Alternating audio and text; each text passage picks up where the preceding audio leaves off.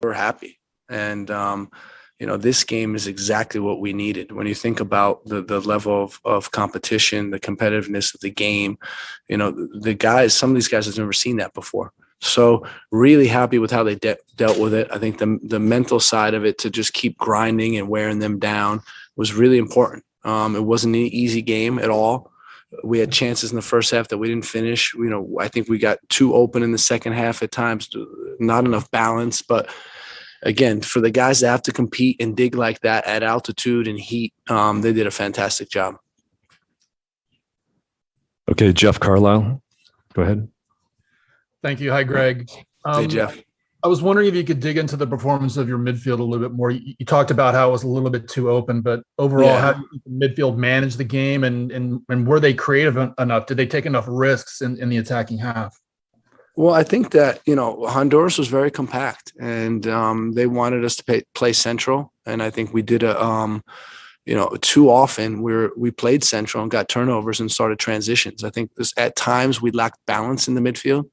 We could have been more stable and drawing them out a little bit more, and then play behind their back line. Overall, I think in the first half, we were really pleased with it. I think in the second half, I think we lost our shape too easily and could have done better. But overall, happy with the effort, happy that we advanced to the final. Ron Blum, go ahead.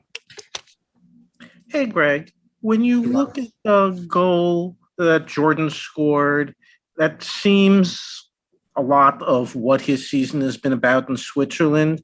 What do you see from him, the improvement over the last year, and what he showed you in the brief few minutes tonight? Yeah, well, that's why we put Jordan on, because we know he's a force on crosses. We know he battles in the penalty box, good physicality, and he gave us the edge that we needed. So we're really happy with him. A lot of similar stuff that we saw in Switzerland, and now to apply it to a game like this and also get his first taste of what these games are like was really important. So overall, really proud of him and his effort and obviously getting the goal. Paul Tenorio. Thanks, Gregg. When you looking at today's performance, specifically again in midfield with Christian, it seemed like they were trying to kind of man mark him out of the game, try to prevent him from getting on the ball. That's probably going to be something he sees a lot in World Cup qualifying and maybe even again on Sunday. What are the things you guys are trying to do to kind of find ways to get him in space, and how do you think he was able to adjust to what Honduras was doing? Well, I talked at halftime about isolating him wide. I thought we could have done that more. We didn't get that done enough. He was open in the first half, with tons of space. And that's the type of, that's the type of spaces we want to get him involved in, because he's so good 1v1. And then I think that it's also mixing it up, right? Going behind the line at times. That's going to be important for him. But overall, when you think about what he's been through in this last week, for him to have a performance like that.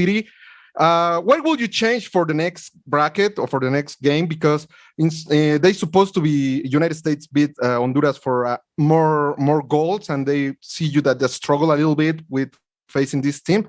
And I wish you good luck. Thank you very much. Thank you. I think that's CONCACAF. We're not taking anything for granted. We're not taking any performance for granted. We'd like to have scored more goals and won more comfortably, but that's not reality. You'll see all sorts of, difficult results and difficult games. And that's part of it. We played the second youngest team in the history of U.S. soccer in competitive match tonight. And these guys need that experience. So I'm really pleased with how the game went, really pleased that we had to go through this, because it's a great learning experience. Jonathan Tannenwald, go ahead. Great, congratulations. I was wondering if you could Thanks. take us a little bit through what was in your mind about timing of substitutions, and also what you made of Mark McKenzie tonight. I thought Mark was strong. I thought he played a strong game. He dealt with a lot. He was able to win a lot of duels, and I think he did a great job.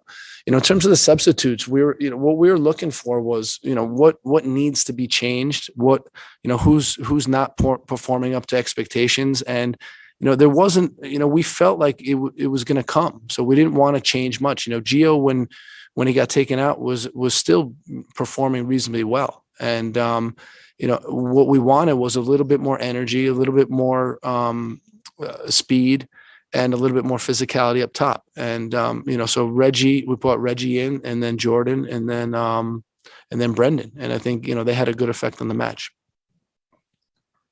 Emily Olson, go ahead. Hi, Coach. Thanks for the time. Josh Emily. Sargent didn't get as many chances that he wanted in the attacking end, but there was that moment, not a great moment, but a moment that he was able to get back and kind of, head that ball out of the goal, keep the score at 0 there. What does that mean when other guys can see it, their forward coming back and making plays like that for the team? No, it was a great moment. To think about, his focus on that play. I mean, it's incredible. And, forwards get a lot of credit for scoring goals, but this is a play that helped us win the game for sure. You go down 1-0, they get even deeper, more compact, play more on the counterattack, very dangerous counterattacking team. And we would have been in some trouble. So, Josh gets a lot of credit for making that play. Larry Henry Jr., go ahead. Hey, Greg, thanks for the time. Congrats on the win. Thank you. About Gio Reyna, obviously he got into a lot of dangerous situations tonight. Doesn't get the goal, but very promising performance from him. Just talk about his game tonight. Thank you. Gio grew into the game in a really good way. You see the speed he has in transition. You see the fluidity with the ball. He was attacking. He was aggressive. He had a couple chances early in the game, provided one, created one. And, I thought he had a very good game. We subbed him out just to get some fresh legs on, but overall he had a strong performance tonight, I thought.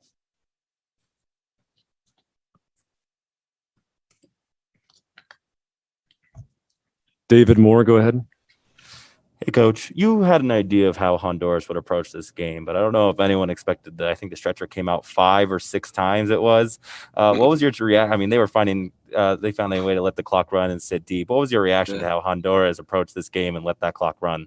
I think it was great. I tell you what, it's what we needed. It's what this group needed to see the urgency, the desperation, the importance of a team getting a result. They were doing everything they could to hang on and get a result. And that's what this is about. When you get into world qualifying, it's that times 2. So for our group, that's what we needed. It wasn't going to be a pretty football match. Honduras is a strong team, a compact team, and a transition team. And that never makes for a pretty football match. Okay, thanks very much, Coach, and good luck on Sunday. Thank you.